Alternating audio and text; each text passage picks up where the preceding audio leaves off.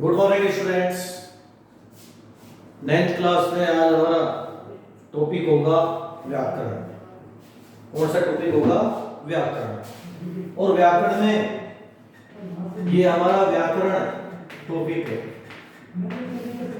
इसमें 3 अध्याय है। नंबर 1 शब्द निर्माण। पहला अध्याय है इसका शब्द निर्माण। और शब्द निर्माण में आपकी उपसर्ग, प्रत्यय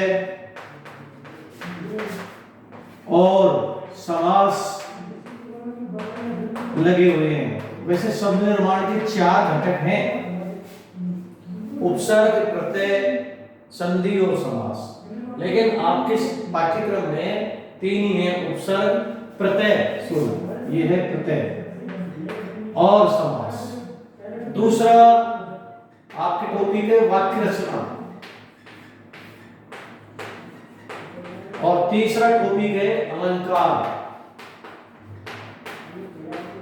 पूर्व में हमने शब्द निर्माण में संधि भी पढ़ ली, समास पढ़ ली, उपसर्ग और प्रत्यय पढ़ लिए। लेकिन ये शब्द निर्माण के घटक हैं, चारों के चारों पढ़ लिए।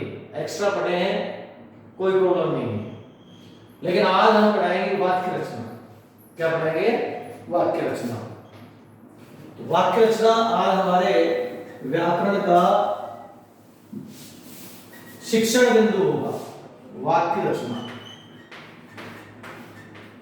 और वाक्य रचना में सर्वप्रथम हम जानेंगे कि वाक्य क्या है। सार्थक शब्दों का वह समूह या वह व्यवस्थित रूप जो किसी भाव या विचार को पूर्ण स्पष्ट कर दे, वह वाक्य कहलाता है। अर्थात वाक्य है क्या? तो वाक्य क्या है? सार्थक शब्दों का वह विन्यास, सार्थक शब्दों का वह विन्यास जो अर्थ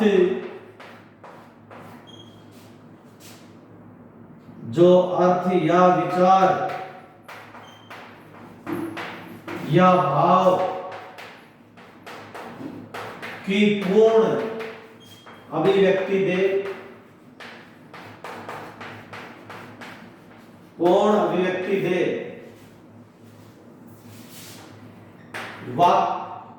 वाक्य कहलाता है। वाक्य कहलाता है। यानी वाक्य है क्या? सार्थक शब्दों यानी सार्थक और व्यवस्थित शब्दों का वह समूह जो किसी भाव या विचार को पूर्ण व्यक्त करता है। अर्थात सार्थक शब्दों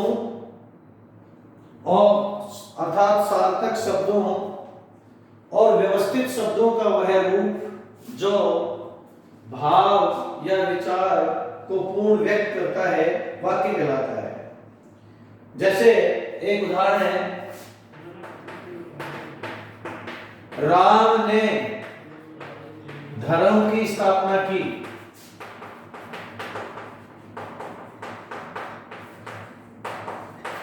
ये सार्थक शब्दों का व्यवस्थित रूप है जो किसी विचार या भाव को पूर्ण व्यक्त कर रहा है कि राम ने धर्म की स्थापना की। तो यह शब्द समूह में व्याकरण के नियमानुसार ये सारे शब्द व्यवस्थित हैं। व्याकरण का नियम है, पहले कर्ता है, फिर कर्म है और उसके बाद क्रिया है, और ये व्यवस्थित शब्द समूह है। इसलिए वाक्य है कि राम ने धर्म की स्थापना की। या यूं कहें कि सार्थक शब्दों का व्यवस्थित रूप जो बोलने लिखने में भाव पूर्ण करे, वाक्य कहलाता है। तो ओके स्टूडेंट, वाक्य क्या है? सार्थक शब्दों का वह व्यवस्थित रूप जो किसी भाव या विचार को पूर्ण व्यक्त करे, वाक्य कहलाता है। या दूसरे शब्दों में हम कह सकते हैं कि सार्थक शब्दों का वह विन्यास जो अर्थ एवं भाव की पूर्ण व्यक्ति दे वाक्य कहलाता है। और वाक्य सार्थक शब्दों का समूह है, व्यवस्थित रूप है, अर्थ और भाव की पूर्ण अभिव्यक्ति देने वाला है। ओके स्टूडेंट, अब इसके बाद वाक्य के तत्व पढ़ेंगे हम। क्या पढ़ेंगे? वाक्य के तत्व। वाक्य के कितने तत्व हैं? वाक्य के जो तत्व हैं वो आपने देखा इसमें कि वाक्य के तत्व इसमें 6 है। पहला है वाक्य के तत्व में पहला तत्व है आपके सार्थकता। दूसरा है आकांक्षा। तीसरा है योग्यता। चौथा है आसक्ति या निकटता। पांचवा है पदक्रम। और छठा है अन्वय। तो वाक्य के 6 तत्व हैं। कितने तत्व हैं? 6 तत्व। पहला सार्थक, पहला उसका तत्व है सार्थकता। पहला है सार्थकता, दूसरा आकांक्षा, तीसरा योग्यता, चौथा आसक्ति या निकटता, और पांचवा पदक्रम और छठा अन्वय। ये वाक्य के तत्व हैं, ये वाक्य में होने चाहिए, ये वाक्य में आवश्यक तत्व हैं। सबसे पहले अब हम इनको समझेंगे कि वाक्य के 6 तत्व कौन कौन से हैं। सार्थकता पहला, दूसरा आकांक्षा, तीसरा योग्यता, चौथा आसक्ति या निकटता, पांचवा पदक्रम और छठा अन्वय। ओके स्टूडेंट, तो सबसे पहले वाक्य के तत्वों में पहला तत्व जिस पर हम विचार करेंगे, जिस पर हम पूरी तरह से व्याख्या करेंगे कि सार्थकता है क्या। वाक्य का पहला तत्व है कि वाक्य में सार्थकता होनी चाहिए, ये उसका पहला तत्व है। अब इससे पहले तत्व में हमें देखो वाक्य में प्रयुक्त शब्दों का सार्थक होना आवश्यक माना जाता है कि वाक्य में जो प्रयुक्त शब्द हैं वो सब अर्थ सहित प्रयुक्त हो, अर्थ रहित प्रयुक्त ना हो। ये उसकी पहली योग्यता है कि वाक्य में प्रयुक्त जो शब्द हैं वो सार्थक होने आवश्यक है। अब देखिए आकांक्षा, दूसरा तत्व है आकांक्षा। आकांक्षा क्या है ये समझना अति आवश्यक है। आकांक्षा देखिए, वाक्य में एक पद को सुनने या जानने के बाद दूसरे पद को जानने की जो स्वाभाविक इच्छा होती है, वाक्य में एक पद को सुनने या जानने के बाद दूसरे पद की जो स्वाभाविक जानने की इच्छा होती है, उत्कंठा होती है, उसे आकांक्षा कहते हैं।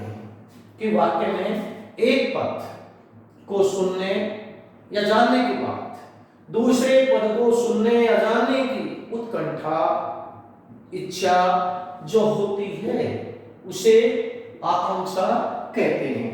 और आकांक्षा होना वाक्य में जरूरी है। जैसे दिन में काम करते हैं, एक उदाहरण है, दिन में काम करते हैं।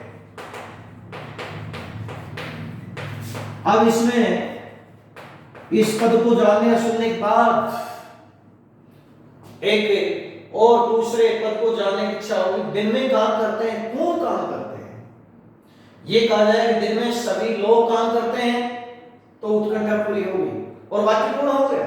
अभी वाक्य पूर्ण नहीं है क्योंकि इसमें वाक्य के कौन सा तत्व नहीं है? आकांक्षा नहीं है। कौन सा तत्व नहीं है? आकांक्षा नहीं है। अगर ये हम जोड़ें दिन में लोग काम करते हैं तो वह जो दूसरा पद है उसकी पूर्ति होगी, आकांक्षा तत्व की पूर्ति होगी और ये वाक्य पूरा हो गया। तो अब हम इसको यूं कह सकते हैं कि कौन लोग काम करते हैं। यदि हम कहें कि दिन में सभी लोग काम करते हैं तो सभी कह देने पर, दिन में सभी लोग काम करते हैं, सभी लोग कह देने पर वाक्य का अर्थ पूरा हो गया। अतः शब्द इस वाक्य में जो शब्द है सभी, वो क्या है? आकांक्षा है। क्या है वो? आकांक्षा है। इसका मतलब क्या हुआ कि वाक्य में एक पद सुनकर या जानकर दूसरे पद सुनने की जो इच्छा होती है, उत्कंठा जो होती है, उसे आकांक्षा कहते हैं। जैसे उदाहरण हमने दिया, दिन में काम करते हैं, कौन लोग काम करते हैं, जानने की इच्छा हुई। अब यह है कि सभी लोग या दिन में सभी काम करते हैं, सभी शब्द लिख दिया तो वाक्य पूर्ण हो गया। पूर्ण हो गया किसके कारण? आकांक्षा के कारण। तो सभी शब्द कैसा हो गया? आकांक्षा। तीसरा देखिए योग्यता। तीसरा कौन सा है? योग्यता। अब योग्यता में हमें देखेंगे, तीसरा है योग्यता। योग्यता तीसरा इसका तत्व है। और योग्यता तीसरा तत्व वाक्य में प्रत्येक शब्द अर्थ प्रदान करने में सहायक होता है। तो समझना चाहिए कि वाक्य में योग्यता विद्यमान है। वाक्य में जो प्रयुक्त प्रत्येक शब्द है वो अर्थ प्रदान करने में सहायक होता है। तो हमें समझना चाहिए कि वाक्य में योग्यता विद्यमान है। जैसे एक उदाहरण दिया गया, जैसे आप इसको समझिए, किसान आग से खेत सींचता है। ये वाक्य पहला वाक्य। दूसरा वाक्य आप इसको लिखेंगे, किसान लाठी से फसल काटता है। किसान लाठी से फसल काटता है। किसान लाठी से फसल काटता है। अब आप देख रहे हो किसान खेत आग से नहीं सींच सकता। तो ये जो पद है ये सार्थक नहीं है, प्रत्येक पद अर्थ देने वाला नहीं है। इसलिए इसमें वाक्य में किसकी कमी है? योग्यता की कमी है। यहां इसकी जगह क्या आएगा कि किसान पानी से खेत सींचता है। तो यहां पर योग्यता पूरी होगी। अब देखो, किसान लाठी से फसल काटता है। लाठी से फसल नहीं काटी जाती। यहां पर हसिया कर दिया आपने कि किसान हसिया से फसल काटता है। हसिया से फसल काटता है। तो तय है कि ये वाक्य पूरा हो गया, क्योंकि इसमें योग्यता कौन से तत्व नहीं था? योग्यता नहीं थी। और योग्यता कौन से शब्दों के प्रयोग करने से आई? लाठी की जगह हसिया से और आपकी जगह पानी से। ओके स्टूडेंट, तो ये सही है, क्योंकि लाठी फसल काटने का काम नहीं करती। लाठी के स्थान पर हसिया का प्रयोग करने से वाक्य की योग्यता संगत बैठती है। यहाँ पर योग्यता संगत नहीं बैठ रही। किसान के साथ संगति पानी से है, तो योग्यता संगत कैसे बैठेगी? पानी से, आग से नहीं बैठेगी। अतः यह योग्यता पूरी हुई। चौथा इसका आवश्यक तत्व देखिए, और चौथा आवश्यक तत्व है आसक्ति या निकटता। कौन सा तत्व है? आसक्ति या निकटता। आसक्ति या निकटता। आसक्ति या निकटता में देखिएगा, आसक्ति या निकटता में एक शब्द या पद के उच्चारण के तुरंत बाद ही दूसरे शब्द या पद के उच्चारण को आसक्ति या निकटता या सन्निधि कहते हैं। वाक्य में एक शब्द के उच्चारण के बाद दूसरे शब्द के उच्चारण को, यानी एक शब्द होता है और एक शब्द या पद के उच्चारण के तुरंत बाद ही दूसरे शब्द या पद के उच्चारण को आसक्ति या निकटता कहते हैं। जैसे आपने लिखा मैं, फिर उच्चारण एक पद कर दिया मैं, फिर कई देर के बाद आप उत्तर बोले निमंद, फिर काफी देर के बाद फिर रुके लिख, फिर बोले आप रहा और हूं। ये वाक्य आपने लिखा। इस वाक्य में कौन सा तत्व की कमी है? आसक्ति या निकटता, या इसको कहते हैं सन्निधि, समीप का भाव नहीं। यानी एक शब्द या पद के उच्चारण के बाद तुरंत दूसरे शब्द या पद का उच्चारण आसक्ति निकटता कहलाता है।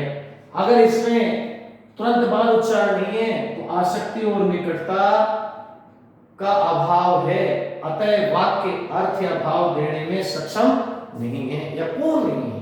तो उसमें कौन सी कमी आ जाएगी? वाक्य में आसक्ति या निकटता की कमी आ जाएगी। अब इसको आप यूं लिखें कि मैं निबंध लिख रहा हूं, ये बोलेंगे आप। तो एक शब्द या पद के उच्चारण के बाद दूसरा शब्द या पद उच्चारित किया जाता है, उसे आसक्ति कहते हैं। रुक कर नहीं, मैं निबंध लिख रहा हूं तो इसमें आसक्ति तत्व है और अर्थ पूरा कर रहा है, ये वाक्य सही हो जाएगा। उसके बाद है अन्वय या पदक्रम। पदक्रम पांचवा बिंदु हो जाएगा हमारा पदक्रम। देखो वाक्य रचना में पदक्रम होता है, पदों का क्रम निर्धारित होता है, पदों का क्रम निर्धारित होता है। देखो शब्द और पद में फर्क है। सार्थक वर्णों के समूह को शब्द कहते हैं और जब वो शब्द वाक्य में प्रयुक्त होते हैं तो पद कहलाते हैं। और उन पदों का एक क्रम होता है, सबसे पहले कर्ता आता है, फिर कर्म आता है, फिर मुख्य क्रिया आती है, फिर सहायक क्रिया आती है, ये क्रम के अनुसार आते हैं। अब जैसे मान लीजिए ये आ जाए, आप लिख रहे हो कि एक छोटा सा उदाहरण दो, पढ़ी पुस्तक मैंने यह है। आपने लिखा एक वाक्य, पढ़ी पुस्तक मैंने यह है, ये वाक्य है आपका, लेकिन ये वाक्य आप पूरा नहीं कर रहा क्योंकि इसमें कौन सी योग्यता की कमी है, नहीं कौन से तत्वों की कमी है, पदक्रम की कमी है। इसमें सही है कि मैंने ये कर्ता हो गया, यह पुस्तक पढ़ी, तो यहां पर पदक्रम सही हुआ क्योंकि पदों का क्रम सही है, पहले कर्ता है फिर कर्म है और कर्म के बाद इसका क्या है, पुस्तक का विशेषण है और क्रिया है, इनका क्रम निर्धारित है। तो पदक्रम भी वाक्य का एक तत्व है और छठा है अन्वय। अन्वय ये वाक्य का छठा तत्व है अन्वय, कि वाक्य में अनेक पदों का समूह होता है और वाक्य में अनेक पदों का समूह है। इस समूह में वो पदों के बीच पदों को कर्ता, पदों को काल, कारक, लिंग, वचन आदि के अनुसार सामंजस्य बिठाना पड़ता है, यही अन्वय कहलाता है।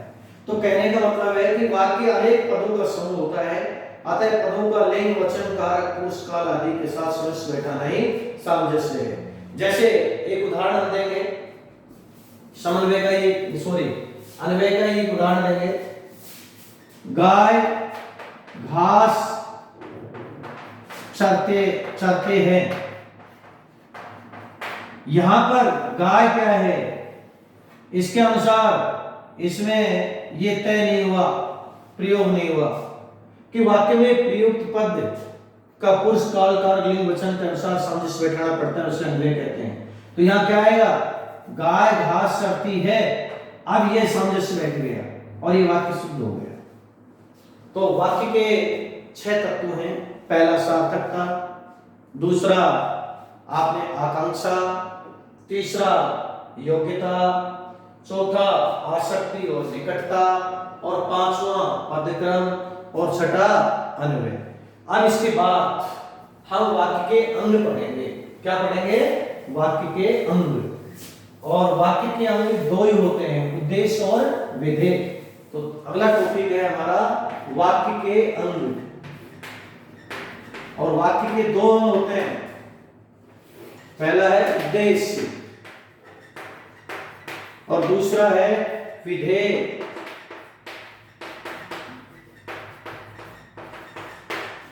उद्देश्य क्या होता है उसको जानना जरूरी है। जिसके विषय में कुछ कहा जाता है उसे सूचित करने वाले शब्द, जिसके विषय में जो कहा जाता है उसे सूचित करने वाले शब्दों या शब्द को उद्देश्य कहते हैं। जैसे जिसके विषय में जो कहा जाता है, ऐसे सूचित करने वाले शब्दों को या शब्द को उद्देश्य कहते हैं। जैसे पिताजी, जैसे राम जाता है, जैसे राम जाता है, तो किसके बारे में कहा जा रहा है, राम के बारे में कहा जाता है, तो ये उद्देश्य है। जिसके विषय में जो कुछ कहा जाता है उसे सूचित करने वाले शब्द या शब्दों के समूह को उद्देश्य कहते हैं। और विधेय क्या होता है, इसको भी जानिए। विधेय क्या है कि उद्देश्य के विषय में जो कहा जाता है वह विधेय कहलाता है। तो उद्देश्य के विषय में जो कहा गया ये विधेय हो गया। क्या हो गया, विधेय हो गया। अब देखिए एक उदाहरण बहुत ही इंपॉर्टेंट है। मेले में खरीदा गया ऊंट रास्ते में ही दुर्घटना ग्रस्त हो गया। ये वाक्य है। मेले में खरीदा गया ऊंट रास्ते में ही दुर्घटनाग्रस्त हो गया। इसमें उद्देश्य ढूंढिए। तो उद्देश्य क्या हो जाएगा, यहां से लेकर यहां तक ये उद्देश्य हो जाएगा। क्यों? ये ऊंट के बारे में कहा है तो रास्ते में दुर्घटनाग्रस्त हो गया, तो जिसके विषय में जो कहने वाले शब्द है ऊंट, उद्देश्य हो गए, ये विधेय हो गए। अब ये खरीदा गया ऊंट, सीधी सी बात है, ये कर्ता का विस्तार है और कर्ता का विस्तार भी उद्देश्य है, और ये विधेय है और विधेय में कर्म का विस्तार या क्रिया का विस्तार है। ये आपका विधेय हो गया। कुछ प्रश्न हमने दिए हैं, उन प्रश्नों में आपको उद्देश्य और विधेय छांटने हैं और उनको होमवर्क में करने हैं। अगला जो टॉपिक होगा वो वाक्य के भेद, और वाक्य के भेद दो आधार है, वो हम अगले वीडियो में करेंगे। Okay, thank you so much.